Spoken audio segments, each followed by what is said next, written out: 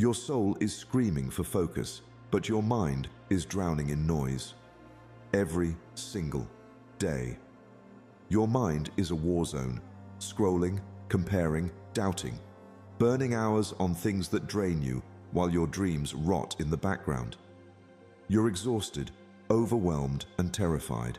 What if this is all there is? But what if I told you there's a secret weapon, forged 2,600 years ago, to slay distraction, silence chaos, and make focus your superpower? Ancient Buddhist masters didn't have apps, yet they hacked the human mind to conquer suffering, build empires of inner peace, and live with razor-sharp purpose. Their secrets aren't locked in temples, they're here. In this video, you'll steal 6 forbidden lessons to shatter the chains of guilt and procrastination, like a blacksmith melting iron. Rewire your brain to crave discipline, not dopamine. Unlock a focus so fierce you'll outwork anyone without burning out. But these aren't cute quotes. These are mind-altering truth. Like the monk who stared into a waterfall for 9 years to master concentration, or the samurai who practiced one sword strike 10,000 times. This is about ruthless self-mastery. You'll discover the one phrase Buddha used to kill anxiety works in 10 seconds. Why suffering is your greatest teacher and how to weaponize it. A deadly ritual to purge toxic habits for good. This isn't self-help, this is self-revolution. If you're ready to stop being a prisoner of your mind and become its master, don't blink. Your future self is watching. Will you let them down? Lesson 1. The Potter's Wheel of Karma. Life is like clay spinning on a potter's wheel, shapeless at first, but full of potential. You are the potter. Your hands, your choices, your actions, they shape the final form. But too often, people blame the spinning wheel of fate, luck, or circumstances beyond their control. They wait for life to mold itself, unaware that the real power has always been in their hands. In Buddhism, karma is not a mystical force of luck. It is intentional action, the energy you put into the world and the way it ripples back to you. Every thought, every choice, every response is a brushstroke on the canvas of your destiny. Blaming others for your struggles is like letting someone else sculpt your clay. It strips you of your power. But responsibility is not a burden, it is freedom.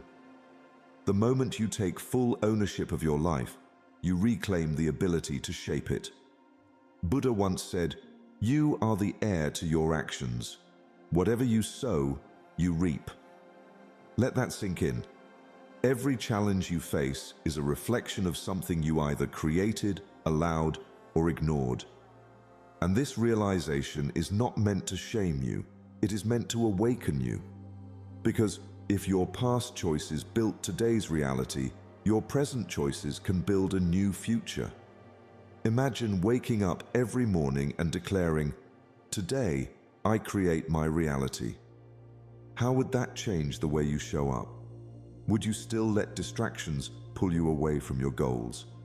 Would you still waste time waiting for someone else to fix things for you? And at night, before you sleep, ask yourself, what did I contribute to today's challenges? This practice isn't about guilt, it's about clarity. When you take radical ownership of your actions, you take radical control of your life. So ask yourself, what clay are you letting others mold for you? Are you shaping your life with intention, or are you allowing external forces, society, fear, opinions, to dictate its form? How different would your reality look if you owned 100% of your choices? The potter's wheel keeps spinning. The question is, will you take control and shape your life? Or will you let the clay harden into something you never intended? 2. The bridge of right intention. Life is a bridge suspended over turbulent waters. On one side, uncertainty, regret, and stagnation. On the other, clarity, purpose and fulfillment. The only way to cross is by laying down planks, each one a conscious goal, a step forward. But here's the truth. Most people never build their bridge. They stand at the edge, lost in vague wishes, waiting for direction to appear. But direction isn't found, it's created. Buddhism teaches the principle of right intention. It is the foundation of the Noble Eightfold Path, a guide to wise living. And at its core, it says, clarity of purpose eliminates suffering. Think about that. Most pain in life doesn't come from failure. It comes from hesitation, from wandering without a map, from chasing what is not meant for you. The Buddha taught, a disciplined mind brings happiness, because when your mind is undisciplined, your energy scatters. You chase distractions, compare yourself to others, and wonder why life feels directionless. But when your mind is focused, when you act with clear intention, you stop drifting and start building. Too many people set goals like fragile paper boats, vague, weak, easily sunk. They say, I want to be successful. But they never define what success means to them. They say, I want to be happy. But happiness isn't a destination. It's a result of how you live each day. This is why Buddhist wisdom urges specificity. Your goals must be the planks of your bridge, not just hopes, but solid steps forward. Instead of saying, I want to be healthier, declare, I am a person who nourishes my body and mind.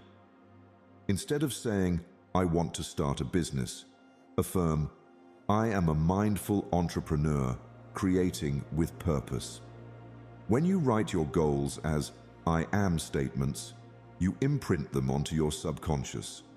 You don't just think about change, you become the change.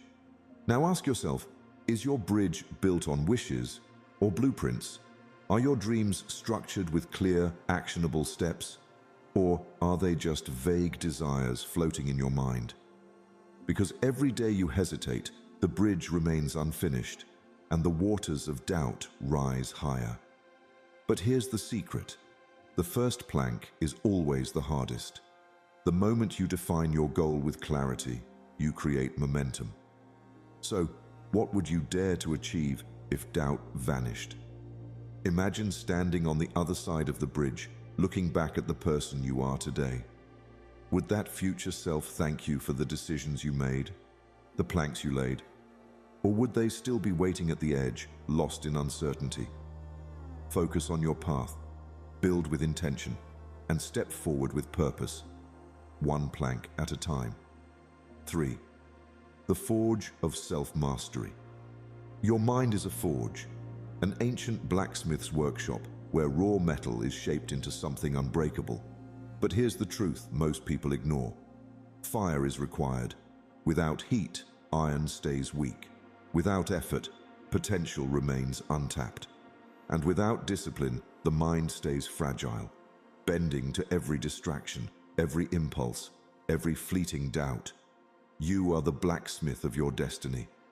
The question is, will you forge yourself into something strong, or let yourself rust?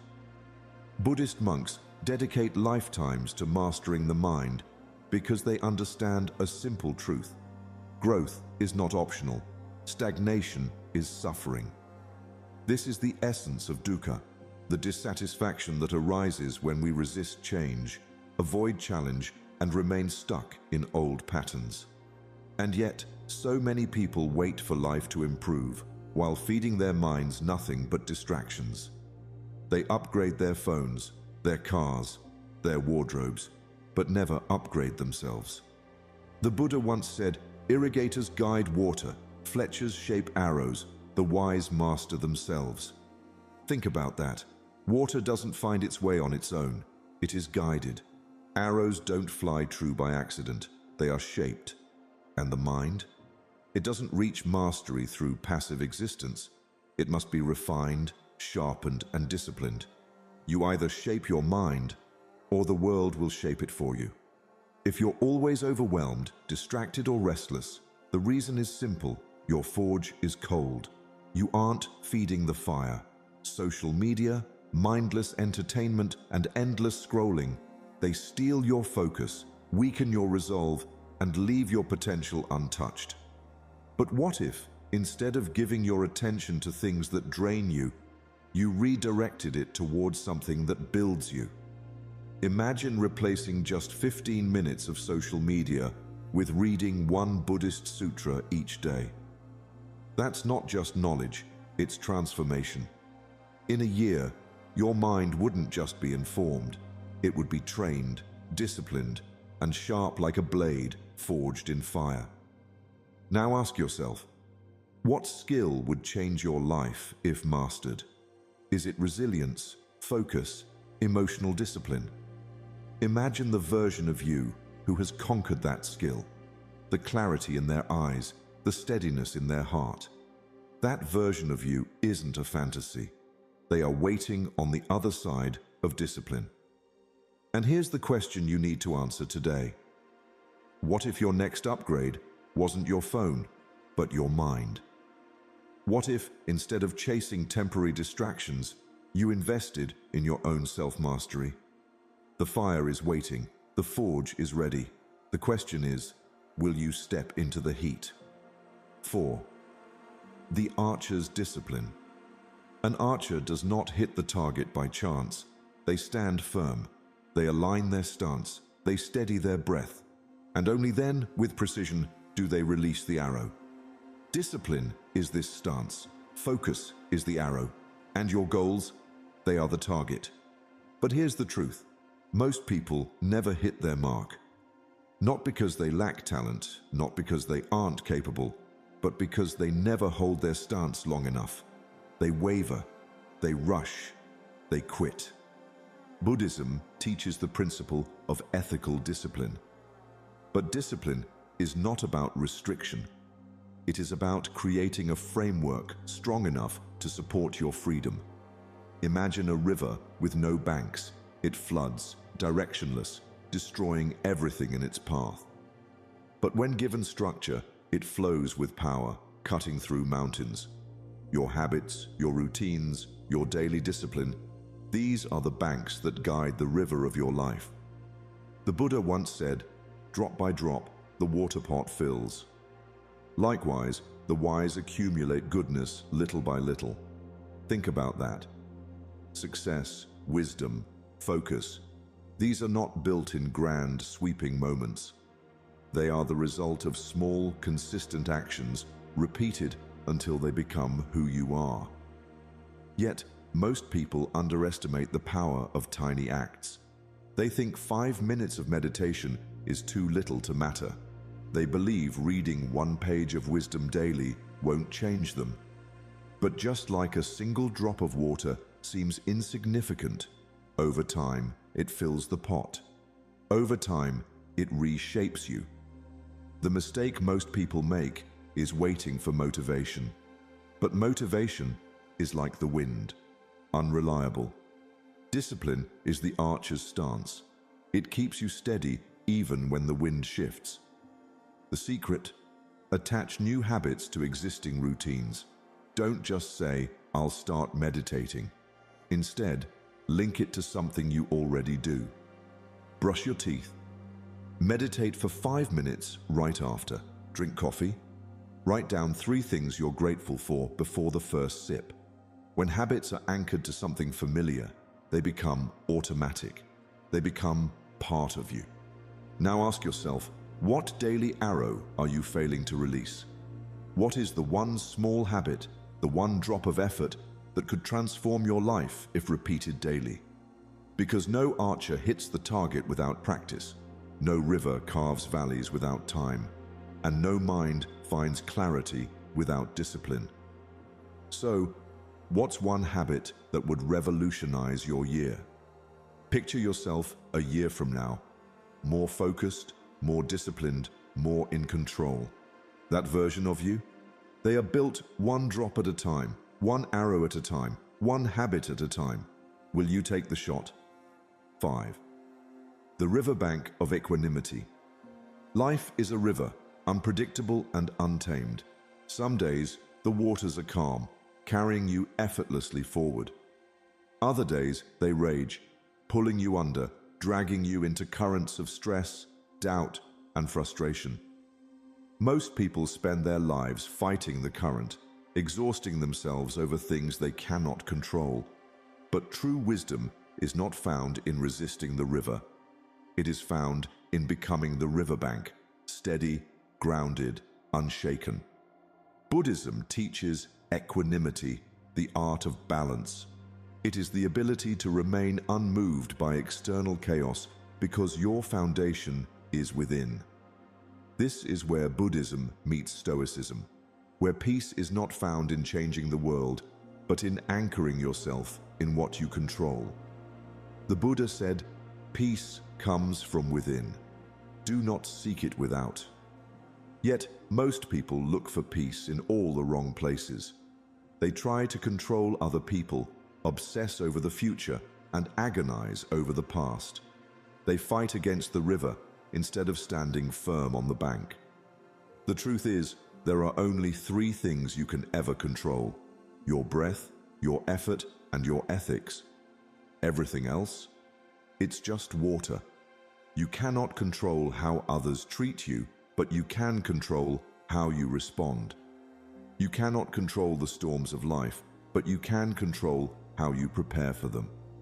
And yet, how often do we waste energy on things outside our reach? The opinions of strangers, the expectations of society, the mistakes of the past. But what if, instead of trying to control the uncontrollable, you mastered what was already within your grasp? Here's a simple practice. When stress rises, ask yourself, is this mine to solve? If the answer is yes, take action.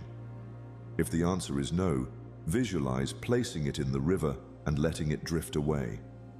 Imagine watching your worries float downstream, dissolving into the flow. Because the more energy you waste on what you cannot change, the less power you have to shape what you can. So ask yourself, what river are you trying to swim against? Is it the need for validation, the fear of uncertainty, the desire to control outcomes that were never yours to dictate? Now, imagine how much energy you would reclaim if you simply let go, if you stopped fighting and instead stood firm. Because true focus is not just about where you direct your attention, it's about what you choose to release. The river will always move. The world will always change. But your power is not in stopping the current. It is in standing strong, grounded in what is truly yours. Will you keep struggling against the flow? Or will you become the riverbank, steady, unshaken, and free? 6. The phoenix of right view, fire destroys, but it also creates. The forests that burn are the same ones that grow back stronger. The metals that melt in the forge are the same ones that are reforged into unbreakable steel. And the phoenix, it does not fear the flames, it embraces them. Because from the ashes it rises, not weaker, but wiser. Life will burn you. Failure, heartbreak, loss, these are the flames. Most people fear them. They run from discomfort, avoid risks, and hide from pain. But Buddhism teaches right view. It is the ability to see clearly, to reframe suffering, to recognize that pain is inevitable, but suffering is optional. The Buddha's wisdom reminds us that what breaks you is often what builds you. Think about your own life. The setbacks that felt like endings, the rejection, the failure, the moments of despair.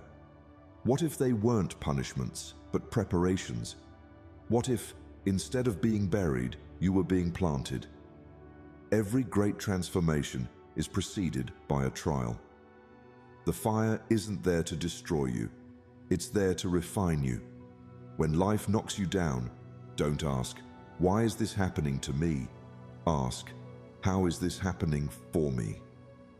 This shift in perspective changes everything. The failed business, it forced you to innovate. The broken relationship, it taught you self-worth. The missed opportunity, It redirected you towards something greater. Every setback carries the seed of rebirth, if you choose to see it that way. Here's a simple practice. After every failure, write down one sentence. This happened for me because... fill in the blank. Maybe it's teaching you resilience. Maybe it's revealing a truth you ignored. Maybe it's clearing the path for something better. At first, your mind will resist because pain demands blame. But when you shift from victim to student, every loss becomes a lesson. Every fire becomes fuel. So ask yourself, what fire are you avoiding that could rebirth you? What challenge, what risk, what difficult truth are you running from? When in reality, it is the very thing that could transform you. Because no phoenix rises without first facing the flames. No person grows without first facing struggle. The fire is inevitable. The question is, will you let it consume you, or will you let it refine you? Your greatest failures are not roadblocks. They are divine redirections. What if your worst moment was not the end, but the beginning?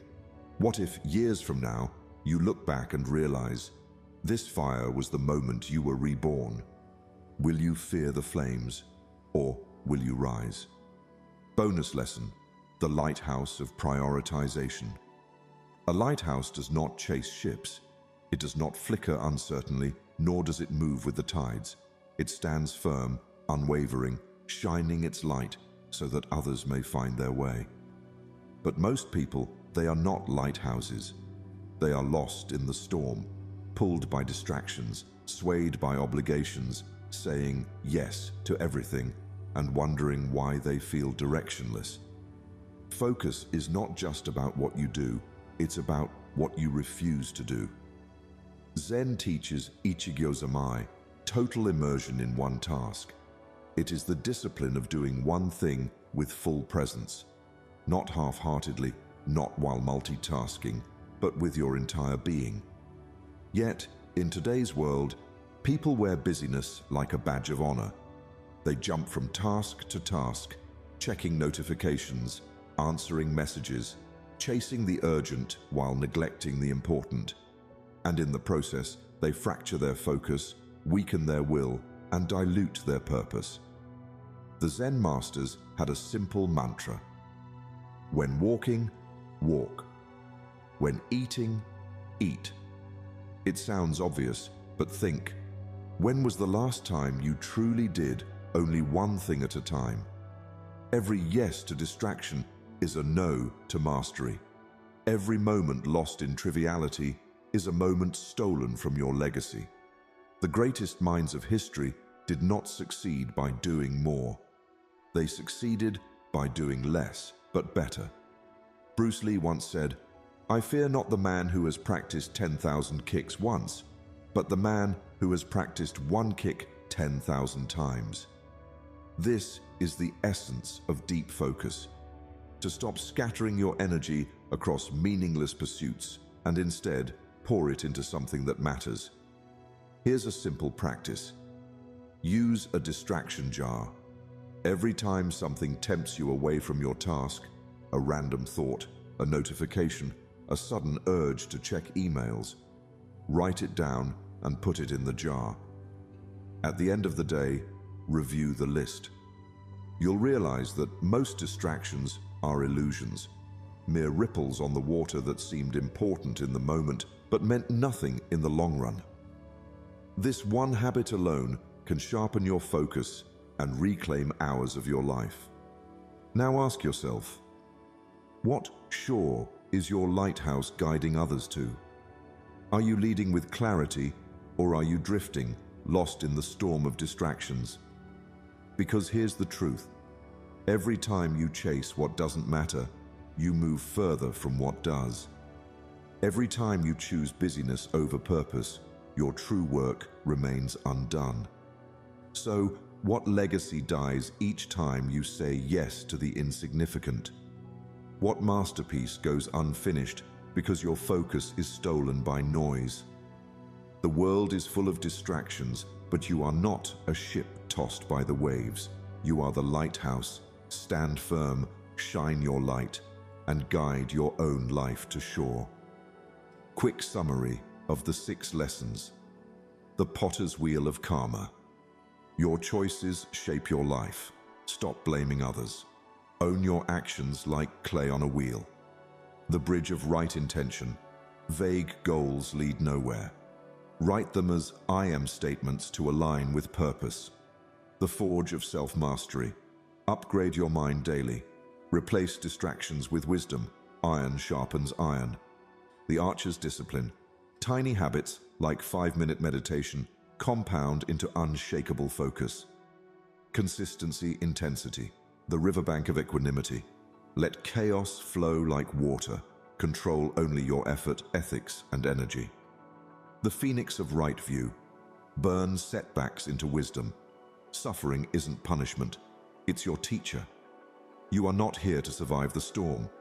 You are here to dance in the rain, to find stillness in chaos, power in surrender, and freedom in discipline. The Buddha taught that all that we are is the result of what we have thought. Every scroll, every doubt, every "I'll start tomorrow" writes your destiny. But today, you hold the pen. Zen masters say, when you reach the top of the mountain, keep climbing. Focus isn't a destination. It's the art of falling in love with the climb. The world will try to drown you in noise, but your breath is an anchor. Your goals are a compass. Your mind? A garden only you can tend. So ask yourself, will you let life happen to you, or will you happen to life? The way is not in the sky. The way is in the heart. Buddha. A student once asked, "How do I find peace?" The master replied, "Stop losing yourself in what the world wants and start finding yourself in what your soul needs." If this stirred something in you, like, share, and scream "yes" in the comments if you're ready to focus like a master. Subscribe to Deep Wisdom and join a tribe of seekers turning chaos into clarity. Your journey begins now, but only if you choose to begin.